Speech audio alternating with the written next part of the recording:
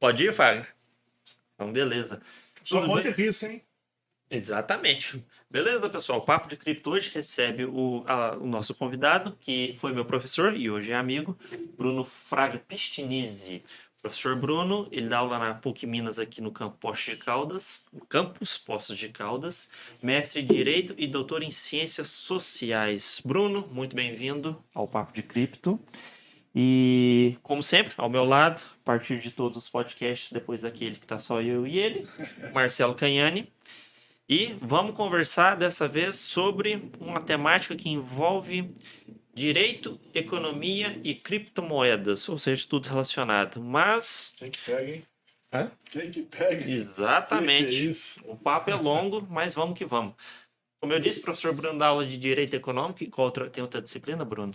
Olha, Ciro, Marcelo, como é que vocês estão? Tudo bem? Uma grande honra estar aqui com vocês. Olha, lá nós estamos na disciplina de Direito Econômico, mas também nas disciplinas introdutórias, né, do curso. Aliás, um carinho especial aos alunos iniciantes do nosso curso, que é também um motivo de muita satisfação. Mas estamos aí para atender as perguntas e os comentários gerais. Então, Que maravilha. Vamos conversar. Sim. Bom, já que o assunto é direito econômico, primeira questão que vem em mente, Bruno, o que é direito econômico? Bom, Ciro, Marcelo, o direito econômico, né, ele acaba sendo, assim como outras, né, das chamadas disciplinas ou áreas, né, dentro do direito, ela é uma área que acaba, como eu costumo dizer, né, convergindo para vários campos de estudo, né. Hoje, quando você fala em direito econômico, né, por que econômico? Econômico vem, né, do grego oikos como a ideia de cuidado da casa, né, ou seja, uma representação que procure estruturar a forma como o direito ou as leis podem ser criadas e orientadas com o objetivo de controlar recursos escassos, né? Então, quando você fala em direito econômico, você fala na conexão entre o direito e a economia e, consequentemente, qual é a melhor ou quais são as melhores estratégias a ser adotadas tanto pelas pessoas privadas, né? Ou seja, eu, você, todos os cidadãos,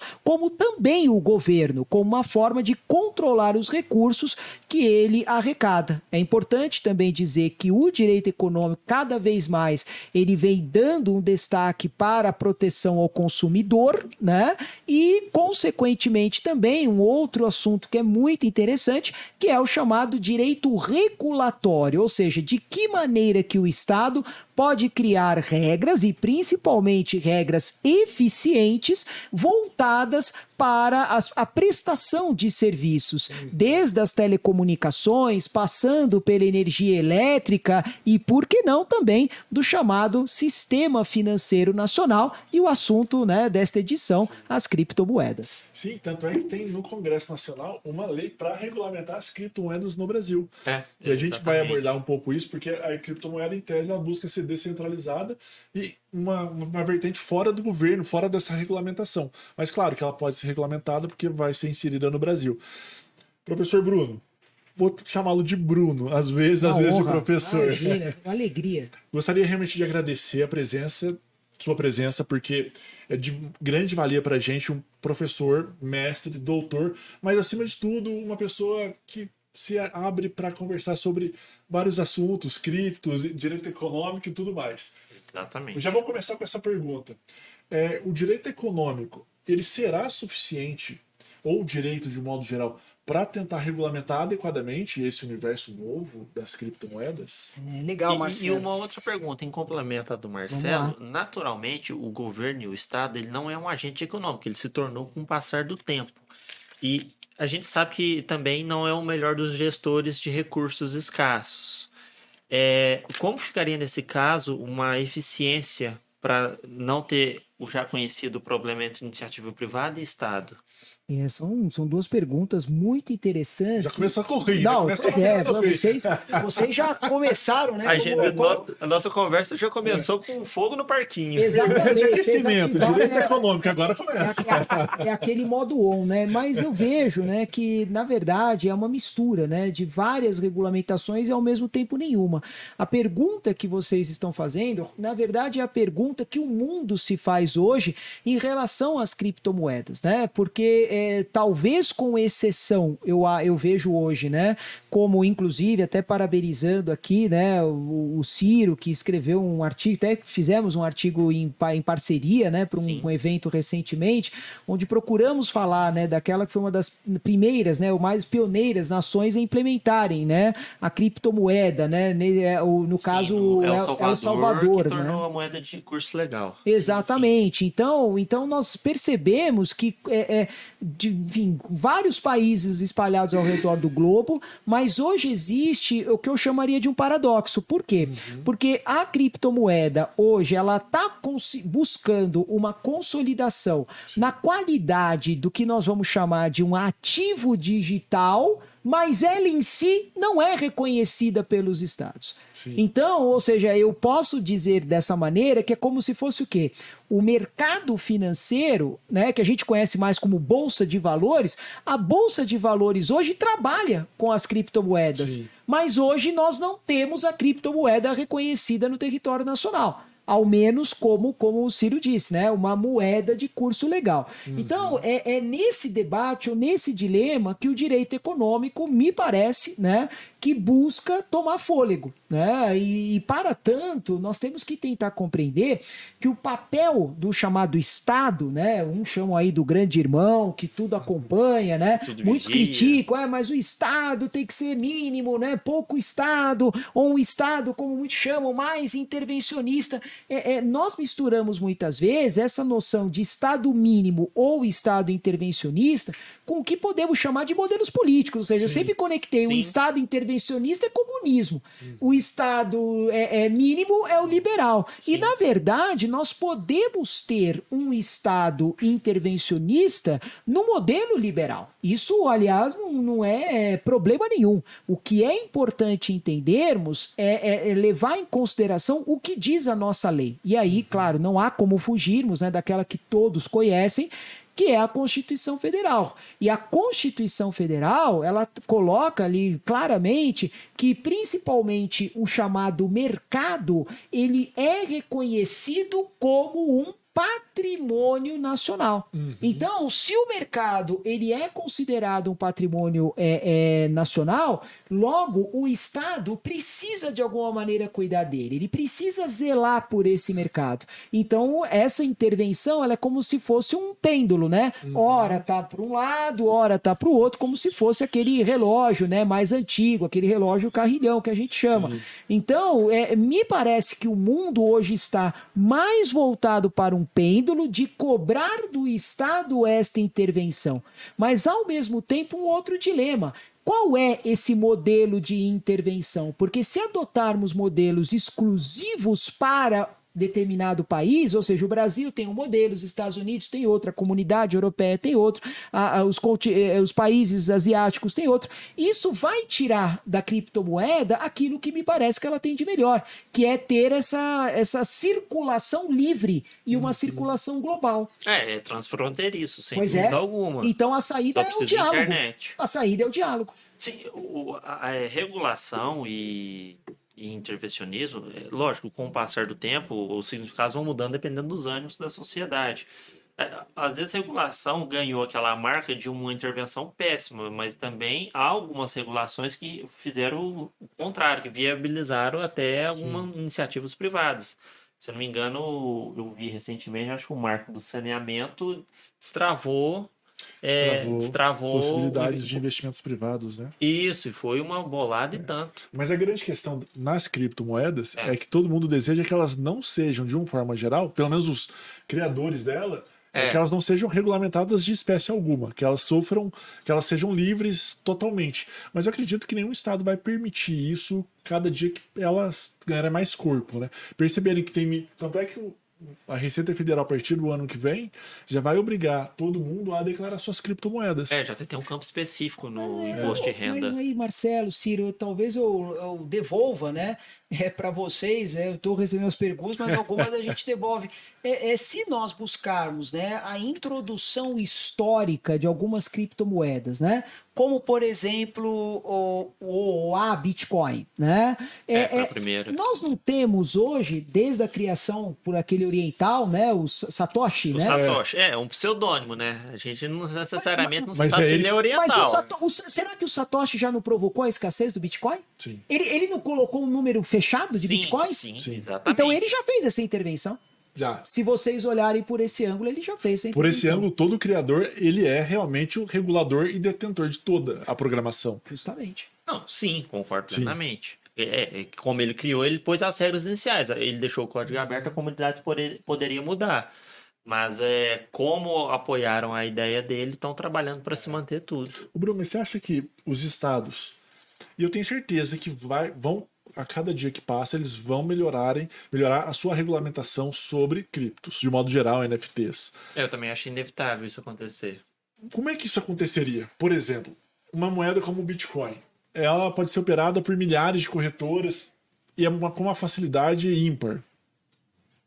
Se o Estado regulamentar, por exemplo, o Brasil regulamentou o Bitcoin, aí regulamentou e pegou a Binance, por exemplo, que é uma corretora gigante, o mercado Bitcoin ou outras. Mas eu posso comprar por uma outra e com uma facilidade muito grande. Você acha que vai ter uma grande efetividade essa regulamentação pelo Estado? Eu vejo, né, Marcelo, que nós podemos trabalhar tudo sob perspectiva, né?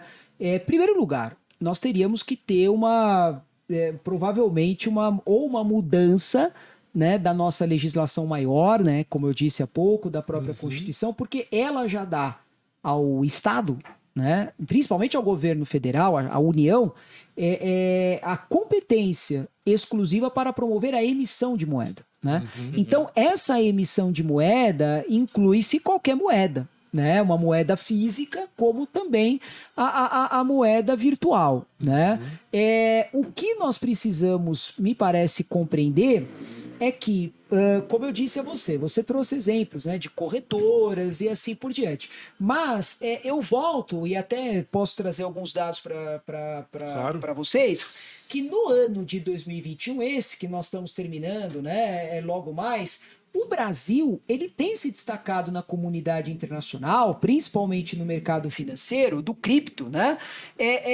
Com esses produtos, no caso dos ativos digitais, né? Ou os ETFs. O ETF, ele é considerado, né, na linguagem, né, do mercado, como um fundo de índice. Né? Então, o que acabou acontecendo? Né? No ano de 2021, nós tivemos, esse foi um detalhe muito interessante, o Bitcoin teve, né, pelo menos até números de novembro desse ano, uma acumulação de 108%, só o Bitcoin, enquanto o Ethereum, né, teve uma acumulação de 76% aproximadamente. Mas aí a pergunta mas o Bitcoin e o Ethereum tiveram essa valorização, mas é uma valorização de transação? Não. É uma valorização do ativo. Então, me parece, de novo, né, que nós estamos criando esse hábito de investir no ativo, mas ainda distantes de promover o uso dele como moeda de curso legal e transação. A gente investe nele, não usa ele. Exato. Você faz o investimento na rentabilidade que ele pode trazer, exatamente. Mas realmente, você não leva ele para... ainda não estamos levando no Brasil e no mundo, está aumentando. Sim, né? Sim. Mas de um modo geral, realmente, no Brasil a gente ainda não usa tanto o Bitcoin para se pagar alguma coisa. Mas está aumentando. Não, está aumentando. Eu lembrei agora, em Jericoacoara já se aceita praticamente, acho que na vila toda, Bitcoin. Começou naquele... Sim. Não, tá aumentando. Tá aumentando. Então, as pessoas estão conhecendo e montando a infraestrutura. Tanto é que lá foi... eu não lembro, não me recordo agora o nome do quem tomou a iniciativa, mas ele montou toda a infraestrutura para ir. Então, como o real está com a valorização de menos 85%, né, perdeu o poder de compra, eles estão começando a rodar a vila em torno disso. Desde 2014, 2004, né? Não, 94. Não, porque 2014, não, 94, desculpa. Mas olha como vocês introduzem um problema que a gente chama de problema macroeconômico na discussão. Sim. Ou seja, é cada vez mais provável que a utilização da criptomoeda como meio de pagamento ou reserva de valor, né, ela venha a ser utilizada diante de problemas macroeconômicos como a inflação. Sim. Então, a inflação, que é tradicionalmente um aumento geral do nível de preços, ela vai promovendo um derretimento do valor da moeda nacional em relação às moedas internacionais, como, Sim. por exemplo, o dólar. Sim. Então, o euro mais ainda. Exatamente. Então, as pessoas vão buscando cada vez mais refúgio em outras unidades de valor que permitam você manter o poder de compra. Então, a dúvida é, será que não é nem no caso a Bitcoin, mas as criptomoedas não seriam essa reserva de valor alternativa e com a inflação mais baixa, o que melhora o poder de compra? É uma questão importante essa, que vai mobilizar governo e Estado. Que é o que acontecia com aquelas economias, por exemplo, a Argentina, uma época, dolarizou a economia para ver se estancava um pouco o derretimento do poder de compra do peso? Isso eu não sabia, não. Teve esse pareamento com o dólar.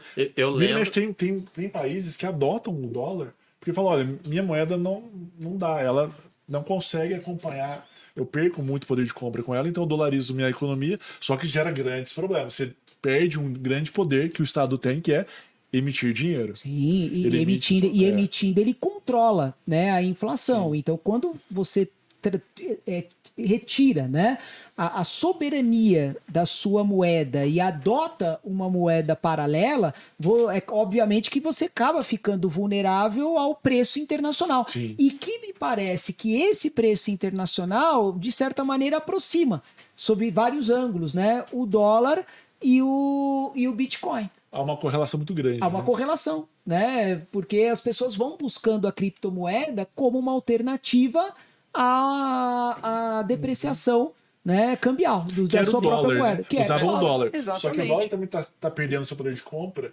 Com várias emissões de moedas sucessivas, o dólar também está perdendo um pouquinho de poder de compra. Sim. Você falando nisso em emissão de dólar, poder de compra, eu não lembro quanto que o dólar perdeu de poder de compra.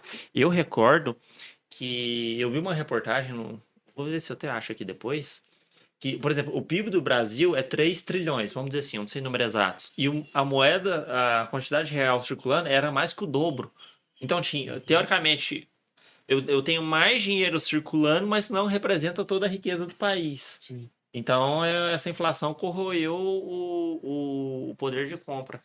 Uhum. Essa inflação monetária. Sim, muito. Sim. E aí, hoje é um reflexo. Tipo assim, é um processo de anos que a gente vai vendo isso tudo. Eu poderia trazer para vocês uma questão que me chamou interesse há poucos dias atrás, que já existem estudos, né, principalmente capitaneado pela Índia, né, que é um dos países mais populosos, né, do mundo, junto com a China também, porque tanto a Índia quanto a China não têm ainda essa tradição do investimento no cripto.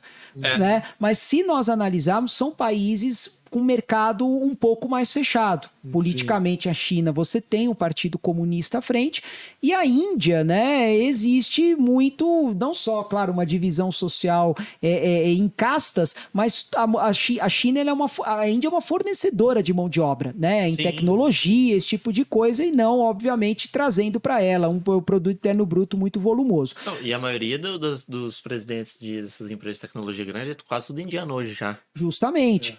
Ele é um polo exportador de capital humano, né? Que nós chamamos. Mas o que me chamou a atenção nesses dois estudos é que eles cravam, pelo menos por lá, e esse estudo foi divulgado, inclusive, no Fórum Econômico Mundial desse ano, que as atividades financeiras que envolvem, né, as criptomoedas, elas estão progressivamente substituindo o ouro.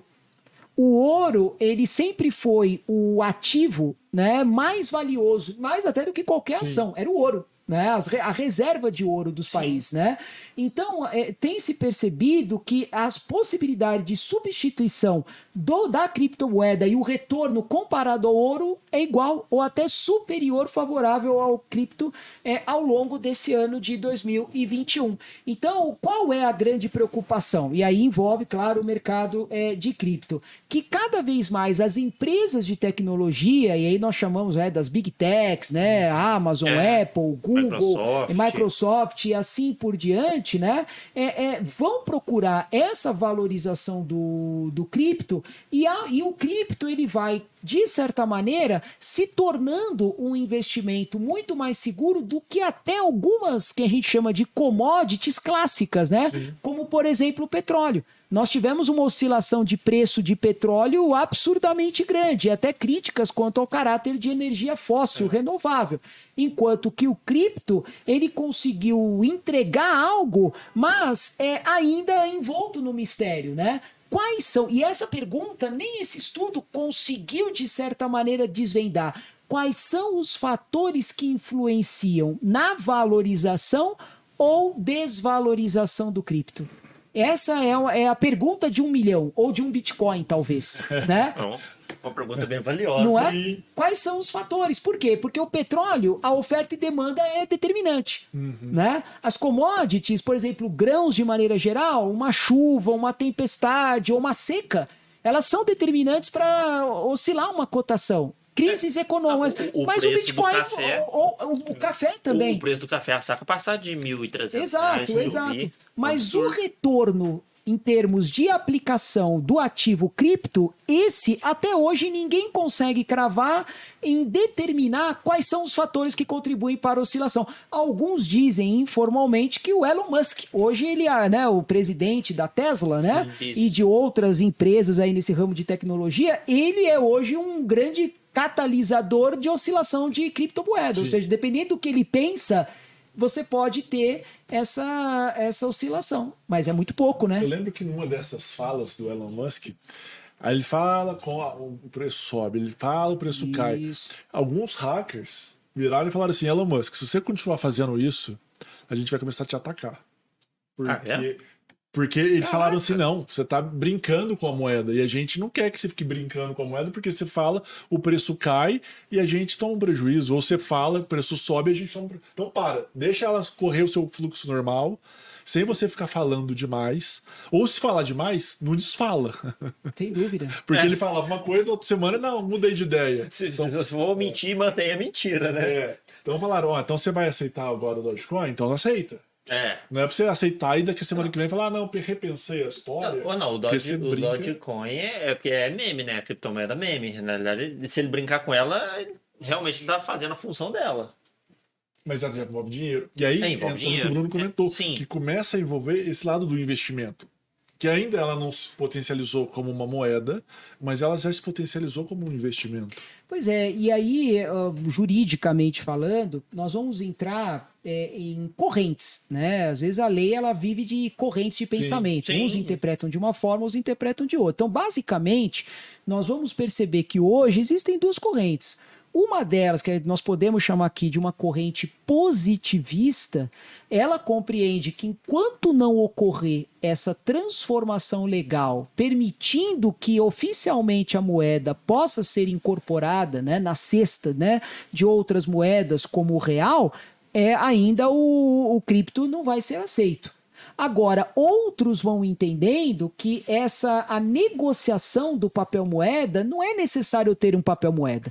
E ali, nesse sentido, aproveita-se até de algumas brechas dos chamados meios de pagamento. Essa colocação que vocês fizeram, né, da questão de Jericoacoara, né, ou outros lugares que vêm aceitando, é como se fosse o quê? Eu estou buscando um outro caminho. Eu não posso cobrar de você em Bitcoin ou qualquer outra criptomoeda, mas eu posso ter a liberdade de estabelecer um meio de pagamento. Então, o que significa, de uma forma ou de outra? O meio de pagamento, ele tem uma função liberatória, ou seja, ele tira a obrigação que estava sobre você de pagar qualquer coisa. Então, se o cripto pode ser usado como meio liberatório, como meio de pagamento, Por que ele não pode ser a moeda? Então, esta outra corrente, né, que a gente vai chamar de uma corrente fática, né, que leva em consideração algo que é interessante frisar, que a própria Constituição traduz, né, no seu artigo, né, e aí a ideia não é falar de artigo, né, mas se pudesse colocar até para os entusiastas do podcast, que é o artigo 170, que ele traz lá os chamados princípios. E por que princípios? Porque o princípio é a base, é o fundamento, né? É como se fosse a bússola para onde a lei ela deve ser canalizada. E um dos princípios nucleares, né, da nossa legislação é a ideia da livre iniciativa. Sim. Então, alguns entusiastas vêm trazendo a perspectiva da livre iniciativa exatamente como essa condução espontânea. O mercado é essa questão paradoxal. Nós não podemos entender que o mercado, o mercado pode ser incentivado? Pode. O mercado pode ser controlado? Não pode. Aliás, essa é uma outra disputa histórica desde sempre, né? Se o mercado ele é considerado uma força regulada ou uma força espontânea. Então, nós teríamos que ter a capacidade de entender o quê? Qual é a força espontânea que conduz hoje as pessoas? Por exemplo, você está satisfeito com o real? Se você não está satisfeito com o real, espontaneamente você precisa ter direito a manter a valorização das suas economias. Sim, talvez a cripto seja uma saída. Corroer, tirar essa corrosão do real que tá, da inflação, né? Para você ter a sua rentabilidade, porque as contas têm que fechar no fim do mês. Enquanto o Bruno estava comentando aqui, eu estava pensando e refletindo uma coisa que vocês estavam comentando. O Bitcoin ainda tem uma variação de preço muito alta, o que gera um receio da pessoa aceitar ele como moeda, falar, eu quero receber, que em tese vai valorizar, mas ele oscila demais. Eu falei assim, deixa eu fazer uma conta. Vai ter 20 milhões de Bitcoins no mundo em 2140. Isso. E são 99.999.999 satoshis que viram Bitcoin. Aí eu fui fazer a conta, não sei nem quanto dado, mas dá 2,099999, ou seja, 1, 2, 3, 4, 5, 6 noves, 7 e 15, ou seja, são 15 zeros. Nossa. É isso que vai ter de moeda no mundo. Não, nem sei escrever esse número. Eu não sei, mas eu não sei dizer se é o suficiente para o mundo girar com base em Bitcoin. É uma conta complicada. E porque, levar vezes, isso ao mundo é complicado. Bitcoin, como é que você vai guardar? Então vou guardar 100 mil Bitcoins, você guarda 10 mil, que se Deus quiser. E aí, só que só tem 21 milhões no mundo. Como é que o Bitcoin vai se tornar essa moeda mundial se só... Depois a gente pode fazer até a conta de quanto dá isso aqui. Se for dividir a quantidade de Bitcoins pela população, o preço... Mas eu não sei... Então, isso também seria um fator. É muito claro. Não, a observação de vocês ela é perfeita. E aí nós vamos entrar exatamente numa mudança, né, cultural, de mentalidade do que o Estado brasileiro hoje considera como mercado. Sim. E aí, poxa, claro, a proposta do nosso podcast está muito distante de adentrar em problemas, né, de natureza política, etc. Mas é possível dizer que o Brasil também, né, patina um pouco nisso, né, de entender hoje o quão livre ele é para o mercado. Né? Então, também, hoje, e é uma questão interessante, a pandemia talvez indiretamente acabou colaborando para isso, que é exatamente muitos países realizarem o movimento inverso, que é o protecionismo. Então, nós estamos talvez evoluindo, voltando para um protecionismo. Então, eu sou muito franco a vocês, eu ainda acredito que o Bitcoin, né, ou criptomoedas, e esse cálculo que você fez talvez ilustra isso, Marcelo, que a dificuldade do Bitcoin ainda consolidar-se como um meio de pagamento, ou uma moeda de curso legal. Sim. A experiência de El Salvador, ela é uma experiência que, se nós analisarmos, né, e o Ciro escreveu sobre isso, ela está muito conectada a dois elementos, na minha opinião. Um deles é o tamanho da economia salvadorenha. É uma economia de, sei lá... É um país de números reduzidos. Imagina, o orçamento brasileiro para 2022 saiu hoje, está em 4,3 trilhão aproximadamente, né? Muito provavelmente a economia salvadorenha não chega a 10% disso, né? E ela optou pela criptomoeda porque existe cerca de 22% do PIB de El Salvador é constituído de remessas de imigrantes, né, salvadorenhos que estão em outros países como os Estados Unidos. Sim. Então, a experiência ela pode ser bem sucedida exatamente pelo fato de ter um ambiente controlado. Uhum. Mas, por outro lado, aí que eu acho que é um ponto interessante. Talvez a gente tenha que voltar e ver quais são os limites hoje desses ETFs, que são os fundos de índice. Uhum. Né? Por quê? E aí eu acho que é um outro dado que a gente pode também trabalhar. Ainda dados da bolsa da B3, né? Que a bolsa é uma experiência macro, né? É uma experiência macro, exatamente. E a cidade que eles estão fazendo de Bitcoin vai ser uma experiência mini, a cidade que eles vão construir. Baseado nisso. Mas pode falar. Não, Ciro, é inspiradora essa sua fala. Essa sua fala é inspiradora e eu acho que ela precisa ser considerada, né? Eu acho que nós estamos diante de duas coisas, de novo, né? Diferentes. Parece-me que o criptoativo, não a criptomoeda, este tende a se consolidar, né? Um outro dado interessante que nós percebemos nesse ano de 2021 foi o quê? O acréscimo que o mercado experimentou, né? De mais de 127 mil cotistas, ou seja, pessoas físicas que começaram a aplicar em criptoativos.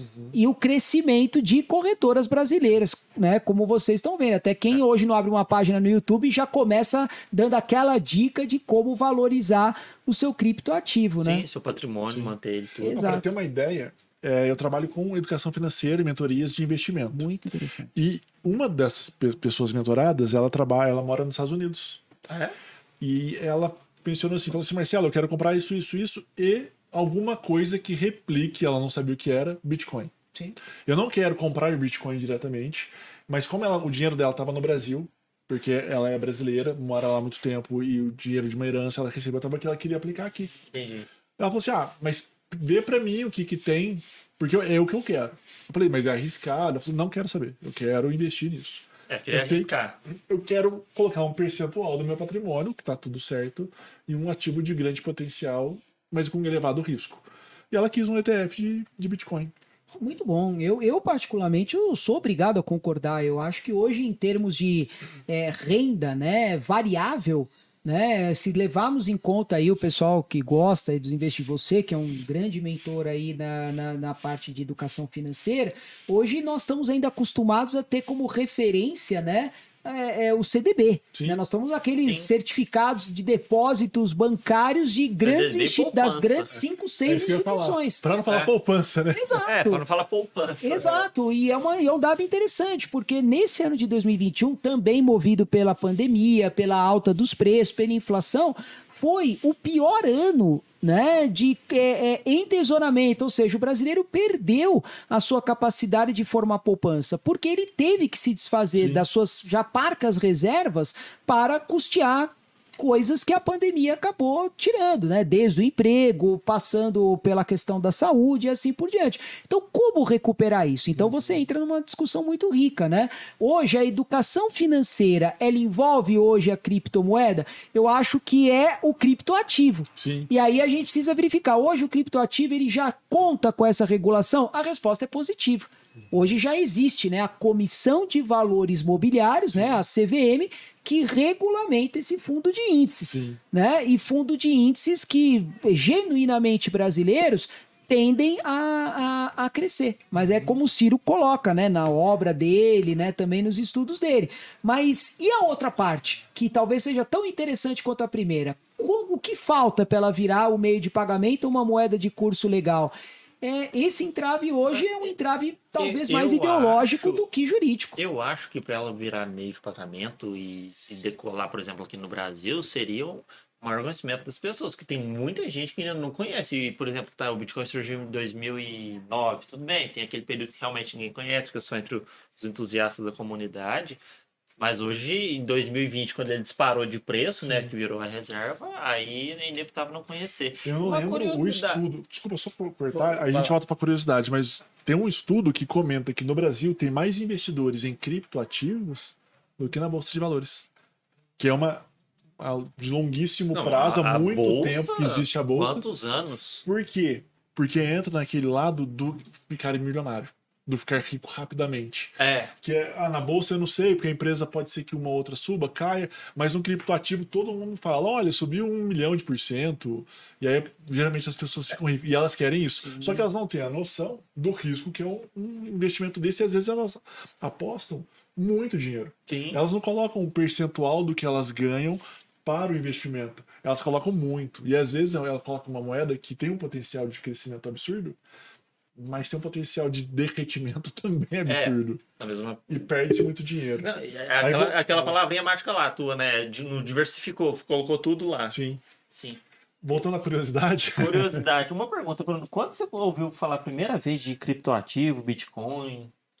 Olha, a primeira vez... E a impressão sua? Não, claro, eu diria que... E a impressão sobre tudo isso? Você, né, foi um grande incentivador que me ajudou, quero até fazer esse elogio, né, para que pudéssemos também demonstrar, né, maior entusiasmo à moeda, né, o Bitcoin, né, que eu acho que todo mundo fala ainda, né, sem conhecer as outras moedas, né, talvez muito mais como uma questão até publicitária, né, de entender o Bitcoin como aquela moeda que inaugurou, né, mas a primeira vez que eu ouvi falar, efetivamente, se deu, né, na verdade, com informações, né, de natureza tecnológica, né, ou seja, a dificuldade da mineração do Bitcoin, né, que é aquele processo, né, de computacional, né, com alta demanda de energia para promover a geração, né, da criptomoeda. Então, eu conheci a criptomoeda conhecendo a dificuldade da sua obtenção, né, Você lembra quando foi isso?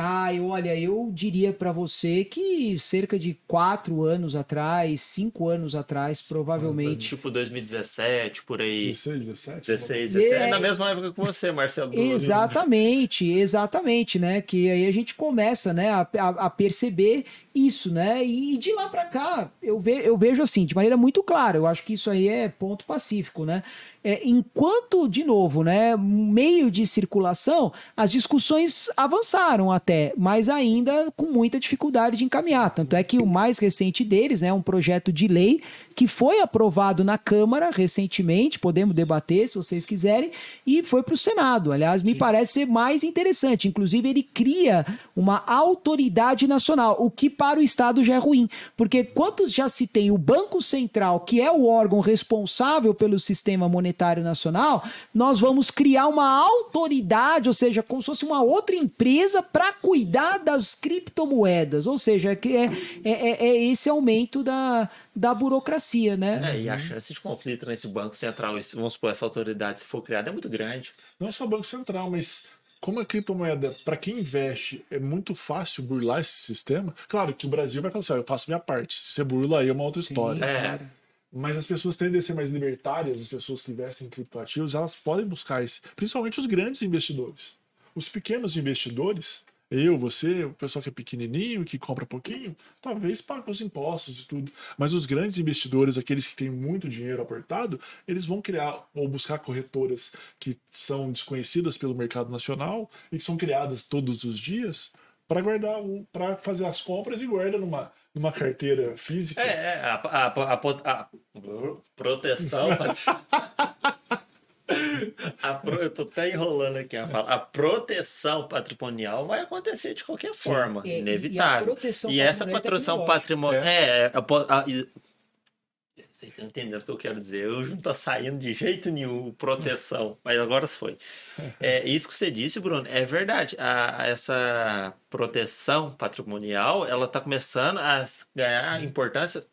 Ela saiu, acho que eu tinha a sensação que ela saiu do grande investidor, como o Marcelo disse, tá sempre procurando proteger e tá caindo para as outras pessoas, está escoando essa ideia. Então, sim.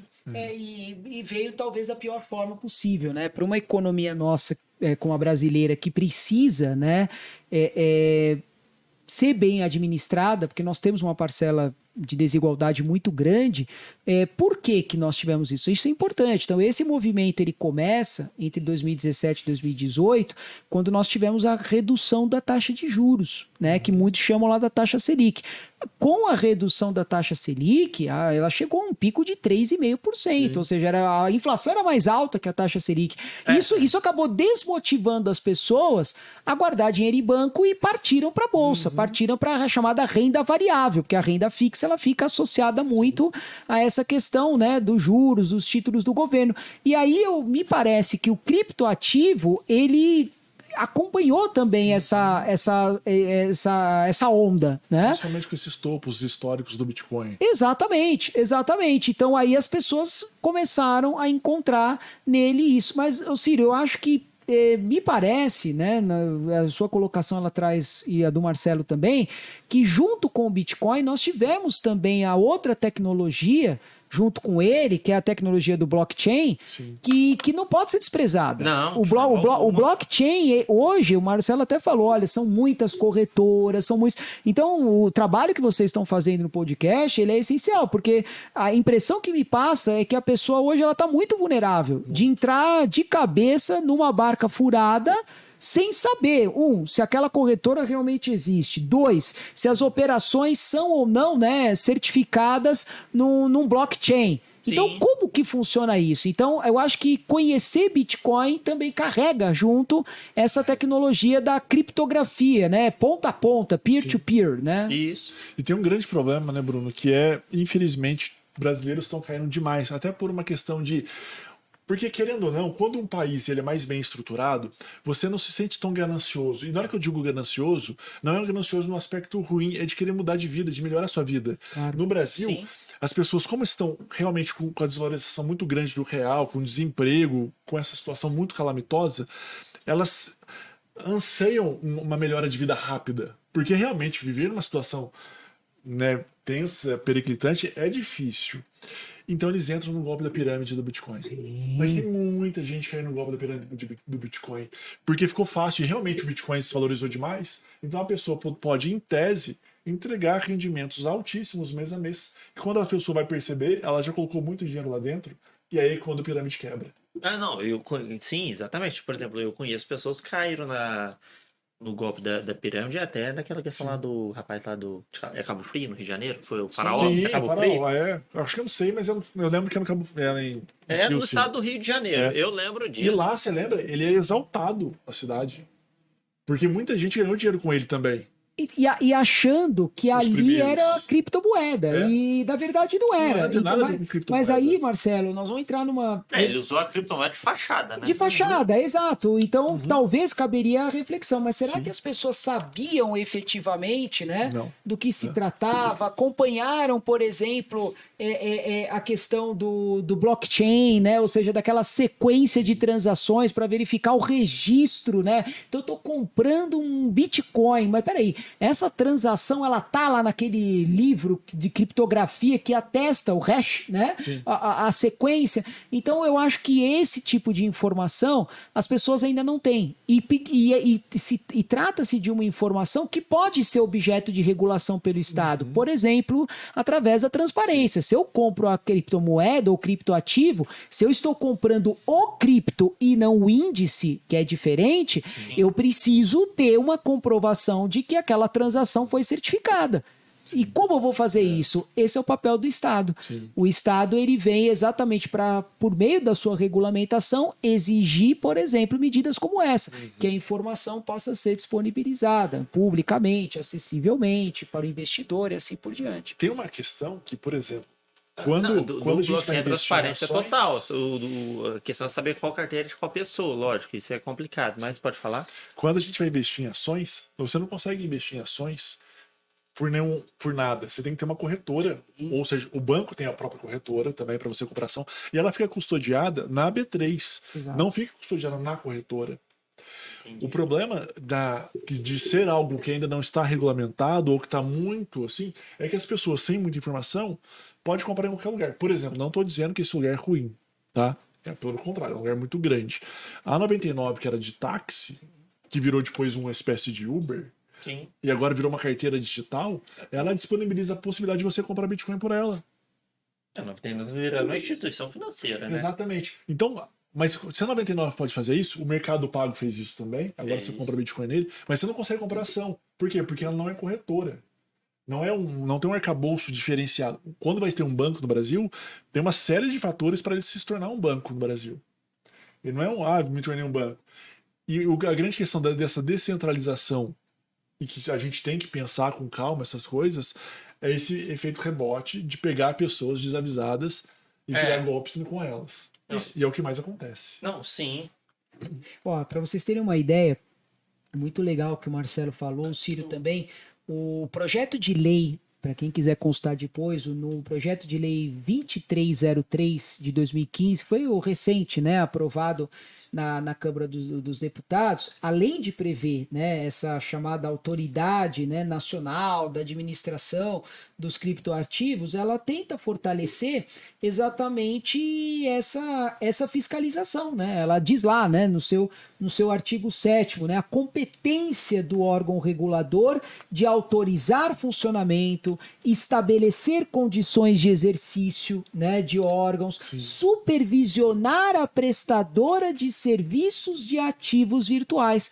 Porque junto com isso, você trouxe o exemplo da 99, por exemplo, nós vamos ter até outros problemas. E aqui eu não estou dizendo também que a empresa pratica isso, mas é a própria concorrência desleal. Ou seja, ela tenta me vender o criptoativo me cativando pelo serviço original dela, que é o transporte individual de passageiros.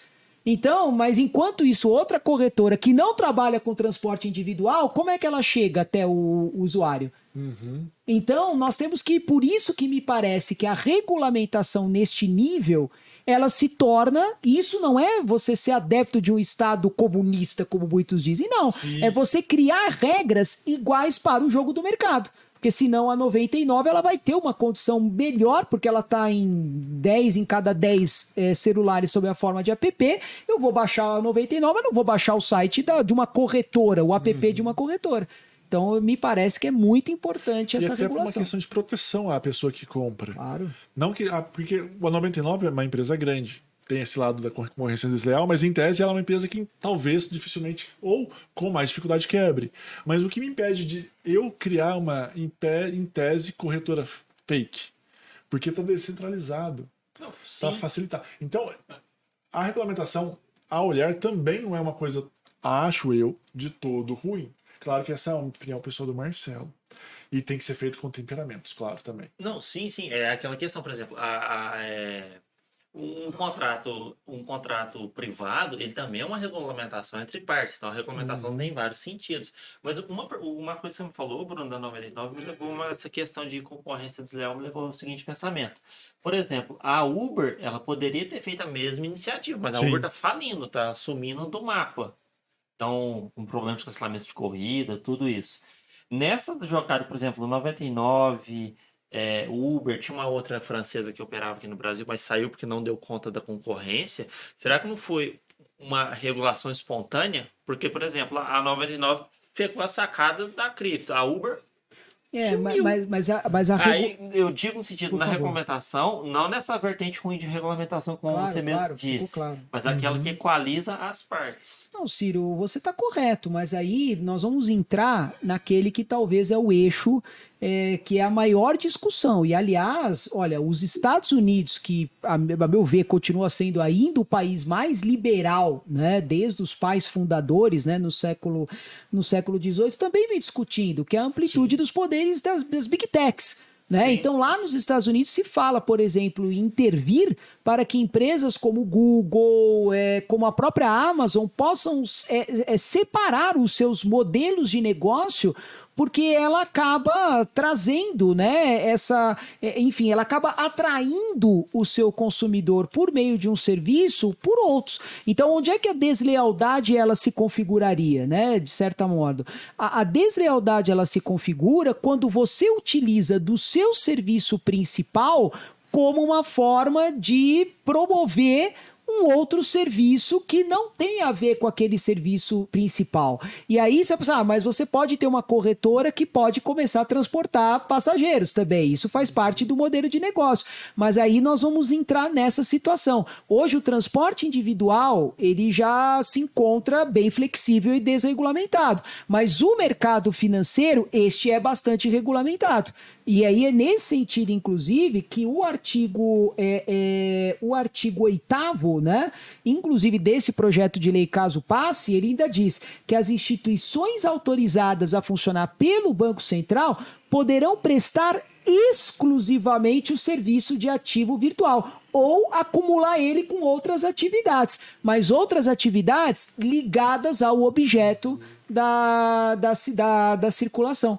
Senão nós vamos entrar no modelo que é muito comum no direito concorrencial, que a gente chama do free rider. O free rider é aquele que vai na onda de outro e presta o outro serviço e aproveita da sua vantagem. Então você vai falar, mas a princípio eu não estou vendo o ilegal, o irregular. Mas onde é que ele mora muitas vezes? Na insegurança das informações sobre o produto que está sendo vendido ou está sendo trabalhado. Então a 99 não nasceu em sua origem para ser uma empresa financeira. Sim. Ou uma corretora de valores.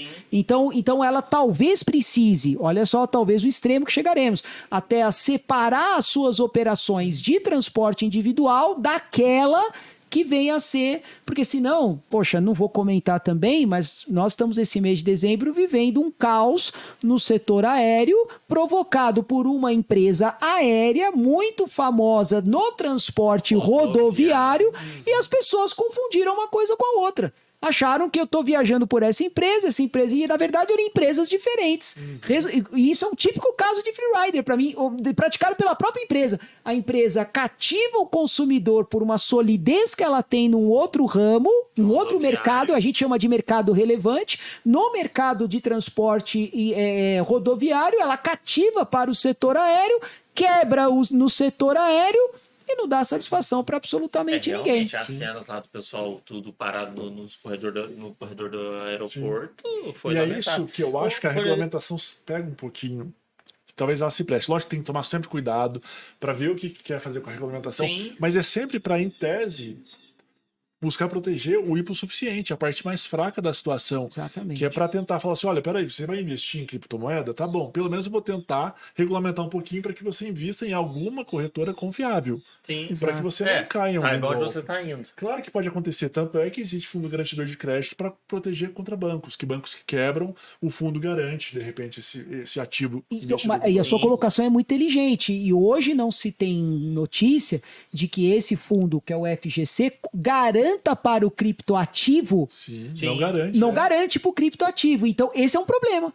Eu acho que é um grave problema, porque se a Bolsa de Valores acolhe a criptomoeda como um ativo financeiro, como outro qualquer, me parece saudável que o governo, até para estimular o aumento do número de investidores, possa promover a garantia, né? E esse fundo garantidor de crédito, ele garante, acho que até 250 mil reais, né? A cada CPF para o caso de você ter uma quebra no sistema. Seria o seguro do sistema. O seguro do sistema. Eu acho que a grande questão é realmente essa possibilidade, e acho que tem que ter uma possibilidade de flexibilização, realmente, de descentralização de corretoras. Não precisa ficar na mão de um ou outro. Não, sim, a concorrência estimula o benefício do consumidor. Por exemplo, nada contra, não é isso, a gente está só comentando. Quando você entra no aplicativo 99, você abre, tem uma abinha Corridas e uma abinha 99 Pay, digamos assim. É uma abinha, e aí você entra no outro universo. São dois universos totalmente distintos. Eles poderiam, por exemplo, ter feito aplicativos separados, igual o Mercado Livre. Tem o Mercado Pago. Fizeram? Fizeram, mas tem o 99 táxi normal e tem o 99 Pay. Só que eles juntaram também no 99 normal os dois. Tá. Então você tem duas abinhas. Existe um princípio muito forte até na proteção, né, do consumidor e do direito econômico, que é a chamada assimetria das informações. Em linhas gerais, o que é a assimetria? É a ausência de equilíbrio ou de igualdade no acesso à informação. Então, Marcelo, isso que você nos conduz a um entendimento, eu vejo que é por aí. Ou seja, as pessoas precisam entender qual é o serviço financeiro que está sendo ofertado, porque dessa maneira eu não vejo diferença nenhuma de entrarmos numa loja qualquer e a pessoa vende a garantia estendida, ela vende o seguro, ela vende o cartão, ela vende o cadastro. Então, esse é o problema, né? E aí nós temos que entender que nessas horas o mercado precisa ajudar. E aí é interessante a gente observar como o instinto de sobrevivência ele fala mais alto. Voltando para aquele triste episódio que o Ciro narrou, né? Corredores de aeroportos lotados, depois que a empresa, numa sexta-feira, dia de pico, né? Muitas vezes do transporte aéreo. Viajando no Natal. Exatamente. Foi muito interessante observar o que as pessoas enganadas fizeram. O que elas começaram a fazer? O que talvez num país liberal ocorreria? Olha, assuma, você comprou de uma empresa. Você tinha o dever de entender que aquela... Não, pelo contrário. As pessoas se revoltaram contra passageiros de outras companhias aéreas. Assim, se eu não embarco, ninguém mais embarca. Então isso é muito interessante a gente observar que é como se o instinto de sobrevivência que para o mercado precisa ser individual, onde cada um, como diz, né, não o Keynes, mas o Hayek, né, nós temos que entender essa figura do empresário de si mesmo, né? Quando nós estamos num momento de crise, ninguém é mais empresário de si mesmo. Nós vamos recorrer a quem? Ao Estado. Sim. E o mercado também recorre ao Estado. Aí nós vamos voltar para trás em 2008, naquelas bolhas, né, dos subprimes, das hipotecas americanas. Qual foi a saída lá? O presidente Barack Obama liberar trilhões e trilhões de dólares para salvar os bancos. Sim. Olha, medida mais, estamos aqui entre amigos, ali foi a medida mais comunista que eu vi na minha vida. Sim. Foi aquela. Ele deu dinheiro... Ali é o comunismo no seu mais elevado grau. O Banco Central Americano imprimiu dinheiro a rodo. Assim, vou dar um castiguinho no Lehman Brothers. O Lehman Brothers vai quebrar para ser o exemplo. O próximo não quebra mais não. O próximo eu garanto. Exato. Foi só isso. Eles falaram assim, não, vamos quebrar um banco, né, para aprender. Os outros vão aprender como esse banco quebrou. Qual que quebrar primeiro? Que era o Lehman Brothers, quebrou primeiro. Os outros bancos, aquela seguradora AIGF também. AIG, desculpa. Ela patrocinava, acho que até um Manchester United. Ela seria a segunda para quebrar. Aí falaram, não dá para quebrar mais. Tá bom, já deu. Vocês aprenderam, né? Imprimiu dinheiro, deu dinheiro, né? E pronto. Pessoal, só um adendo. A gente fala imprimir dinheiro, mas teve uma época que realmente se imprimia dinheiro. Hoje você vai no computador, digita quanto dinheiro você quer criar. Sim, A gente é das antigas. E a própria questão... a expressão facilita o entendimento. E o próprio marketing, né? Também, se vocês forem ver, por exemplo, em esportes, essa é uma questão sociológica interessante. O cripto, ele vai estar conectado àquela figura do vencedor.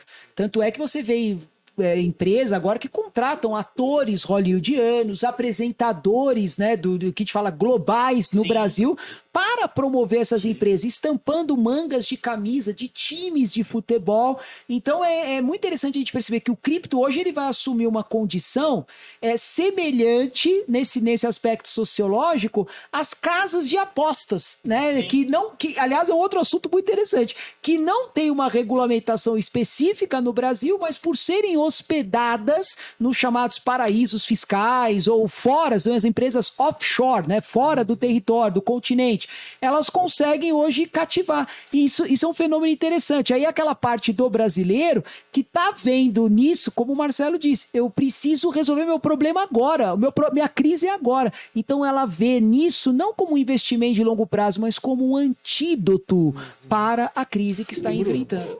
Só queria falar uma coisa que eu esqueça. Vai lá. Como um contraponto.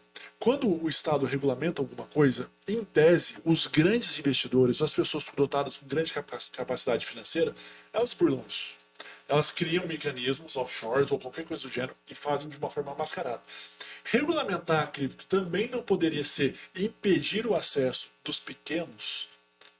E aí porque, na verdade, você regulamenta só para os pequenos, porque os grandes, eles criam instrumentos outros eles usam outras corretoras, usam aquelas cold wallets, e resolve o problema deles. Mas os pequenos investidores, aqueles que teriam o direito de adentrar... Agora é só fazer aquele contraponto de tudo que a gente estava conversando. Será que também não pode criar esse problema? Olha, Marcelo, objetivamente, aliás, essa é uma discussão que ela é mais tributária, né? Eu tenho para mim que, se for bem feita a regulamentação, talvez isso, claro, possa continuar existindo, mas com um nível muito mais baixo. Vamos imaginar o seguinte: quem hoje investe não na criptomoeda diretamente, mas no criptoativo, nesse fundo de índice, vai pagar imposto de renda. Sim. Né? Então, a pessoa ela vai pagar no momento que ela faz a transação e compra a sua cota de criptoativo naquela tabela regressiva, né? Quanto mais tempo você deixa, menos imposto você vai pagando. E eu vejo, quem for comprar direto com outras corretoras, etc., me parece que o governo, e esse é um assunto que eu acho que é muito interessante, até que ponto hoje o governo pode promover uma intervenção ou criar o seu próprio blockchain para essas transações de cripto. Por quê? Porque como se fosse, eu estou enxergando um cenário que seria semelhante ao que antigamente a gente chamava da CPMF, na contribuição por movimentação financeira. Então, por exemplo, você foi lá, comprou o criptoativo, tá lá registrado no livro base ali, no digital, pronto, ali a sua transação tá lá e tributariamente não tem o que fazer. Então eu vejo que aí grande e pequeno é só uma questão de cota. Mas aí seria mais para os pequenos, porque talvez os grandes, na hora que eu falo os grandes, são aquelas pessoas com grande capacidade financeira, claro. E elas podem adentrar numa corretora que fica lá nas Ilhas Maldivas, comprar por lá, retira todo o seu capital e tá tudo certo. Só que os pequenos, aqueles que não conseguem ter essa capacidade toda financeira, eles talvez não consigam, e aí eles ficam tendo que pagar imposto de renda, ou com limitação de corretora, porque tem uma regulamentação. E aí a pergunta era justamente, acho que a regulamentação ela é válida, mas tem que tomar muito cuidado para não dar esse efeito. Ela não pode ser uma regulamentação inviabilizadora. Ou limitadora demais. Sim. Ao ponto de... aquele pêndulo, né? Exato, é difícil, né? O Estado tem que entender qual é o momento. Se ele quer promover um estímulo à atividade econômica, qualquer que seja ela, inclusive no mercado financeiro, ele precisa buscar maneiras, por exemplo, de flexibilizar. E se não flexibilizar, pelo menos garantir algo que é muito importante, né, para o direito, que é a chamada justiça tributária. Eu preciso, né, criar um mecanismo de rastreamento. Talvez a saída, né, recente das alterações da Receita Federal, que obriga a pessoa a declarar o seu investimento de cripto, talvez no Brasil ou no exterior, ele vai colocar lá como declaração de outros direitos. Eu tenho na cabeça que o blockchain pode ser a saída. A saída, inclusive, para rastrear aquele fenômeno, né, que a gente chama de evasão fiscal. Talvez o melhor instrumento de evasão seja fortalecer o blockchain. Então, essa questão de registrar no imposto de renda, por exemplo, quem opera só de ponta a ponta e nunca passou numa corretora, necessariamente é impossível saber quem que é essa pessoa, se a gente for analisar. E dependendo da corretora também. Ela talvez, por exemplo, se fosse a Binance, o mercado do Bitcoin, corretoras maiores informam imposto de renda. Mas e essas corretoras menores? É o risco. E o Bruno, você me falou uma coisa dessa questão de assimetria de informações, até pelo caso da Itapemirim, lembrou a seguinte questão. Até o Hayek, quando ele fez. A Wikipédia surgiu até inclusive com a ideia do Hayek. Falou assim: o conhecimento é tão grande, tão disperso, que eu não consigo centralizar ele. E exatamente, bate isso como você falou, uma simetria de informações. Tem uma simetria de conhecimento. Por que aquelas pessoas escolheram a Itapemirim? Foram seus critérios. Deu errado, infelizmente. Outras pessoas escolheram outras. Aí eu me recordo disso que eu vi uma curiosidade que a Wikipedia tinha sido fundada com essa teoria dele. E tem uma questão que você me lembrou, que tem um livro que eu li que chama até do Bitcoin, vai te levando a uma escola atrás da outra, e foi onde eu parei a escola austríaca.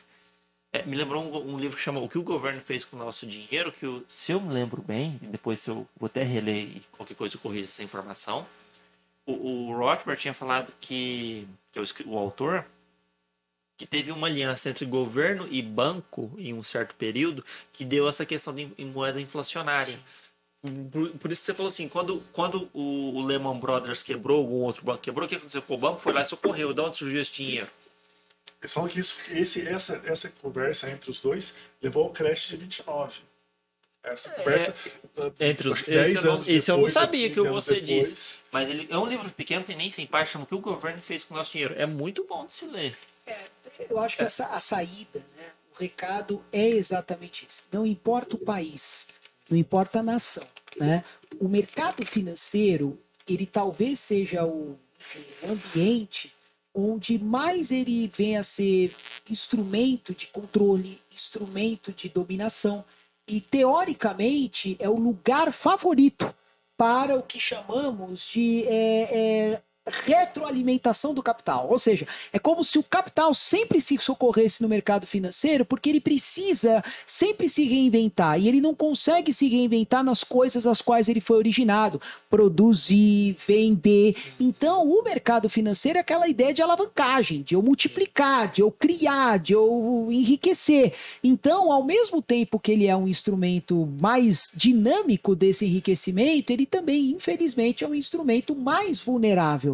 Então, todos os países regulam. Não podemos ser inocentes, né? Sim, Até o caso da China, recentemente, com a Evergrande, que fabrica desde container até no setor imobiliário, é o grande exemplo. Não, né? A Evergrande é o começo que eu vi que tem outras incorporadoras que estão na mesma listagem. Exatamente. Tá pendendo lá. Exatamente. Então, nós vamos precisar efetivamente buscar esse equilíbrio. E o equilíbrio, a meu ver, ele mora, como vocês mesmos disseram, numa regulamentação que envolva a participação da sociedade, que envolva, a meu ver, a participação do mercado e que também consiga coibir de maneira grave a prática de crimes. Dentre elas, me parece que esse projeto ele é bem promissor nesse sentido, ele prevê até uma modificação no crime de estelionato, né, prevendo lá que organizar, gerir, ofertar ou distribuir carteiras ou intermediar operações envolvendo ativos virtuais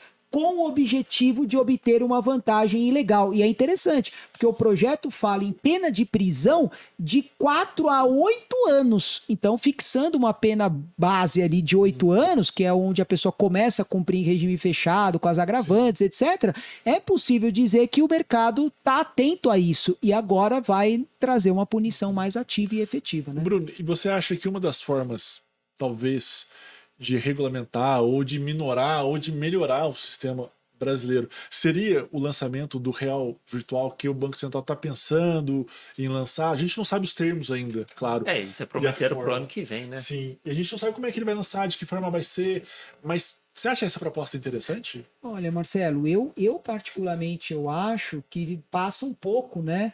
De novo, né? Por essa questão cultural, eu tive informações até aqui em Poços de Caldas, né? Se a gente for trabalhar hoje com aquele auxílio emergencial que salvou, né? Retirou da miséria milhões de famílias nessa situação excepcional da pandemia, essas famílias não tinham uma infraestrutura, por exemplo, tecnológica para promover o saque. Então acontecia muito o que isso? Eu tive relatos concretos. A pessoa chegava, por exemplo, numa venda, né, num supermercado, assim, olha, eu estou aqui com R$600 no meu cartão virtual do banco. Aí a pessoa, tudo bem, então eu vou te dar 500.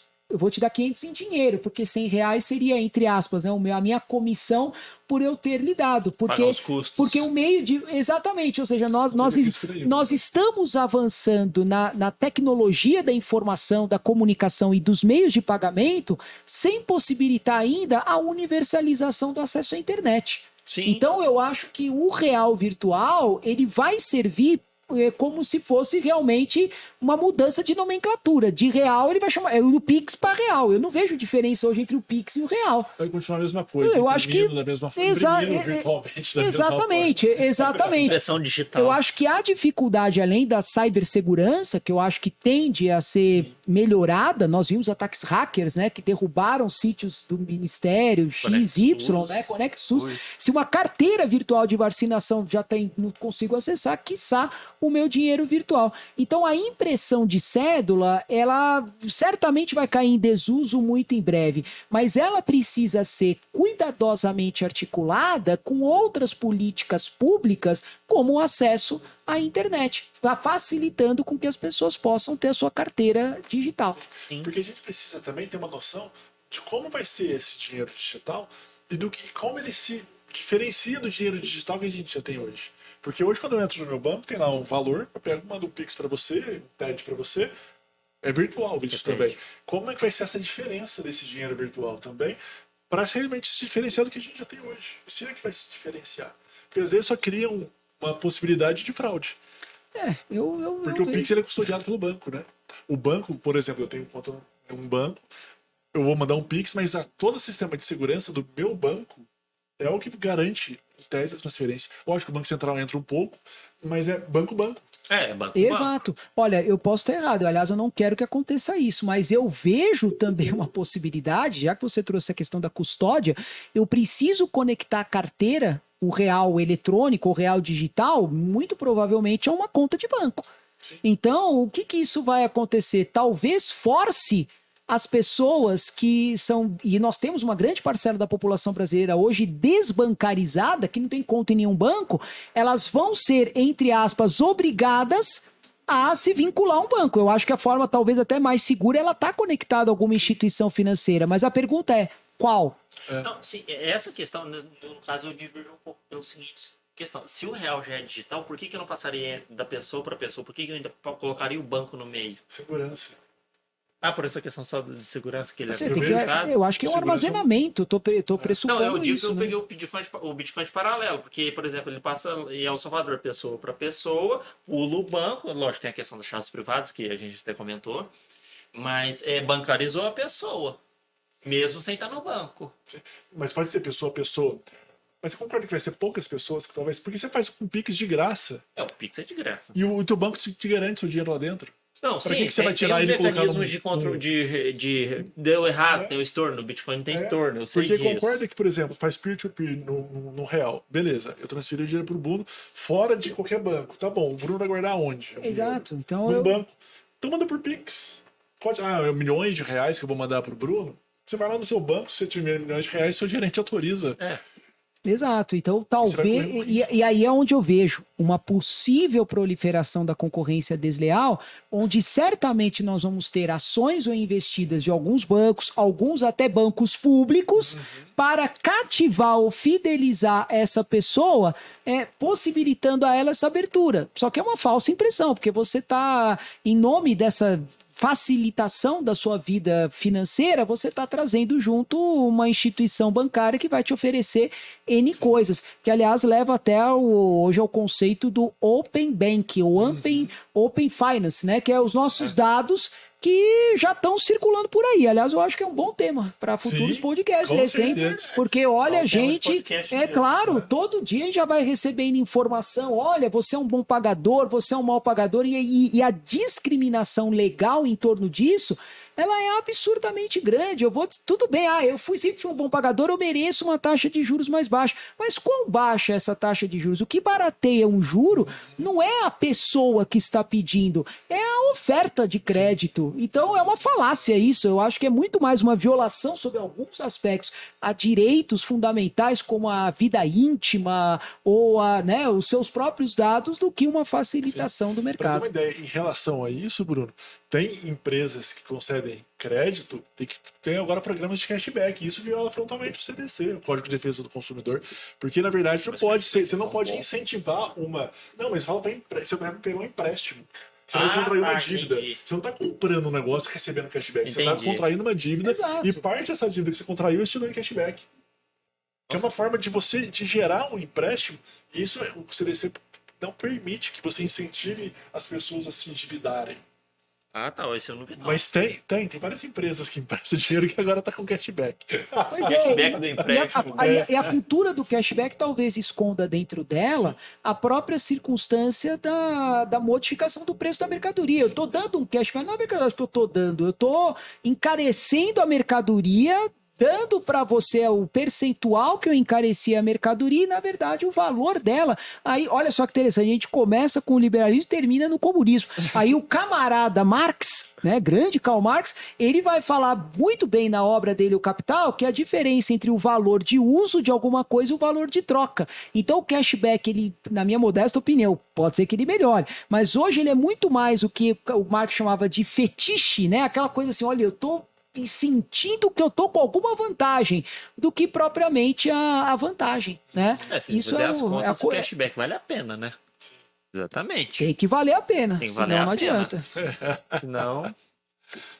Maravilha. Maravilha? Você quer algo mais? Bruno, desejo encerrar com alguma consideração final. Olha, Já agradecemos imensamente o seu tempo A todo sua despendido e tenho participação. certeza que as pessoas que assistirem vão aprender muito. olha, assim espero. Eu particularmente, eu Alunos quero... da PUC assistem o professor Bruno. Pois é, Vai olha... valer nota ano que vem. Ó, hein? Vai cair na prova global. Obrigado, gente. Pois é, eu quero, aliás, eu faço primeiramente um agradecimento a todos vocês, né? A você, Ciro, Marcelo, né? A todos os novos colaboradores desse belo podcast, uma iniciativa fantástica, maravilhosa e que tenho certeza, né? Que vai arrebatar corações, mentes e ouvidos, né? Que ficarão atentos aí a todos vocês. E um agradecimento também especial, né? Aí à comunidade acadêmica, né? Da universidade e todos aqueles entusiastas. E deixo como mensagem efetiva, né? Aquela situação. Eu acho que a moderação, o equilíbrio, entender que o Estado, né? E vocês puderam perceber, e eu me apresento como um liberal moderado, né? Alguns vão falar que um nacional desenvolvimentista, ou seja, eu social-democrata, eu acredito no Estado, mas um Estado eficiente que consiga regulamentar na medida certa e uma regulamentação que não pode ser mais nacional, ela tem que ser uma regulamentação global, porque os criptoativos, eles são realmente uma moeda global e que tomarão aí corpos e mentes e as nossas carteiras no futuro próximo. Muito obrigado. Eu que agradeço. A gente que agradece. Só para comentar uma brincadeira. Opa, o negócio tá caindo aqui tudo. Você viu que caiu aqui? Mas só para comentar, quem quiser pode chamar o Bruno de comunista, porque ele estou Marx. E pode chamar ele liberal, porque ele estou Hayek. Pode chamar. Também. Então é só escolher.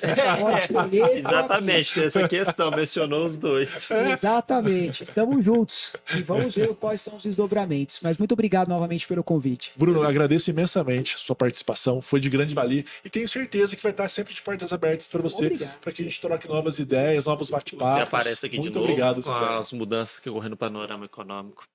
Eu comecei, você quer terminar Pode do jeito terminar, que eu termino? pode Termina terminar. do jeito que eu termino. Vou terminar então, pessoal. Pode ir. That's all, folks. Muito Até logo. Até mais. abraço. Obrigado.